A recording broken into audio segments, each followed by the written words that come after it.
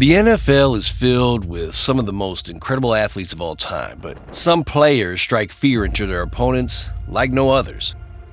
Welcome to 4th and Goal, where today we're showing you the scariest players in NFL history. These are the guys who made you think twice before stepping onto the field and had you questioning whether you would step off at all. We start with Ray Lewis, whose pregame entrance alone was enough to intimidate opponents. Known for his intensity on the field, Lewis didn't just tackle, he hit with a purpose.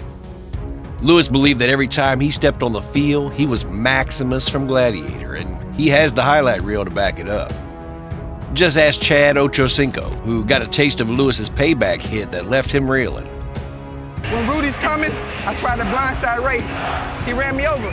Sports scientists believe that if it wasn't for shoulder pads taking away about 50% of the blow from Lewis's hits, he would have produced enough force to shatter his opponent's bones. To this day, Ray still holds the record in career solo and combined tackles with 1,568 and 2,059. Sharing in Ray Lewis's warlike mentality, Jack Tatum, also known as the Assassin, was feared for his brutal hits. In a 1978 preseason game, his collision with Darryl Stingley was so devastating that it left Stingley paralyzed from the chest down. People were furious with Tatum for causing such destruction during a game that was essentially meaningless. I'd just like to, wish Darryl, a full and speedy recovery and send him my best wishes.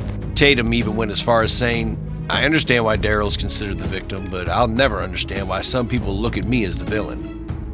This shouldn't come as a surprise, as Tatum once said. "My idea of a good hit is when the victim wakes up on the sideline with train whistles blowing in his head.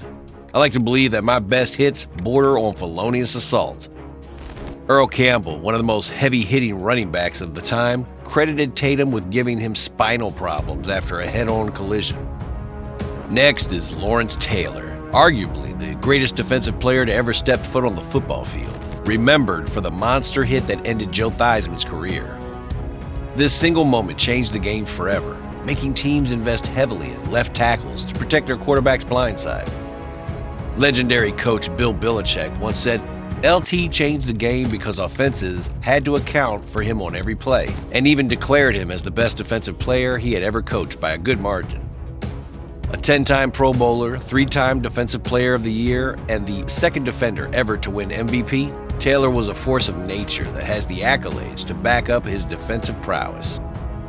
Before we move on to the next heavy hitter on the list, be sure to leave a like and subscribe to the channel for more awesome NFL content just like this. Your support fuels our drive to bring you the best content possible.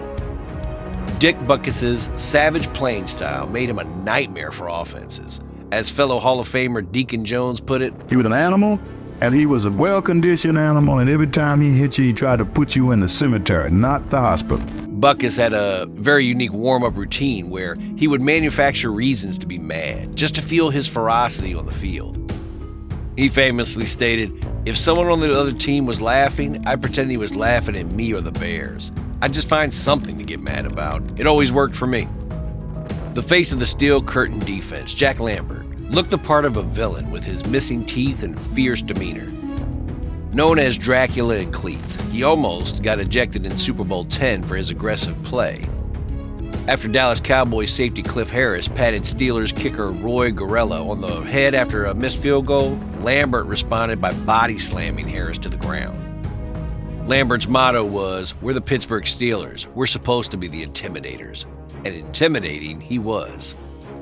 With 4 Super Bowl titles in 6 seasons, Lambert was the epitome of fearsome. Dick Night Train Lane was never supposed to make it to the NFL. He played only 1 season of junior college football before enlisting in the military. After being discharged, he came across the Los Angeles Rams office and asked if he could try out. The coaches were so impressed with his sheer athleticism, they offered him a spot on the team. His tackling style was so brutal that the league eventually had to create rules against it. Lane was famous for tackling by the neck and face mask. Fans coined the term "night train necktie" for his tackles. In 1961, John Arnett was left lying motionless on the field after a face mask tackle by Lane, leading the NFL to ban the maneuver. Years later, they also banned the clothesline tackle largely because of Night Train. Lane wasn't just a heavy hitter, he still holds the NFL record for most interceptions in a season with 14. Even more impressive, he did it in just 12 games. Jim Brown made a career for himself bulldozing his way through defenses.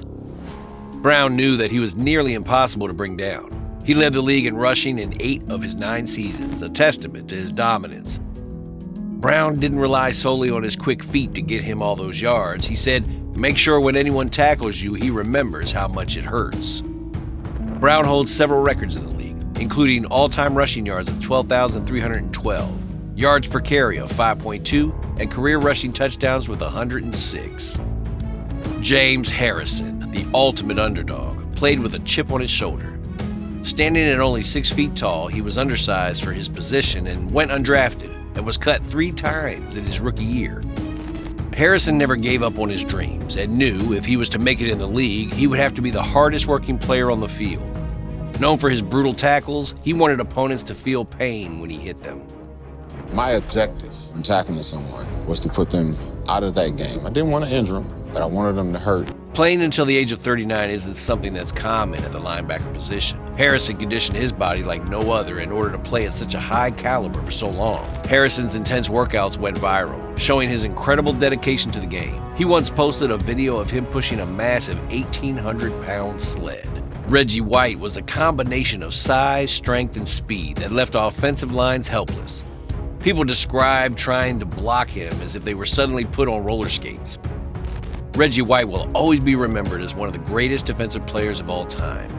He retired as the league's all-time sack leader with a whopping 198 career sacks, a true testament to his fearsome prowess. Earl Campbell's 4.6-second 40-yard dash was impressive given his size and power. Campbell weighed 244 pounds and had 36-inch thighs. Imagine that running full steam at you.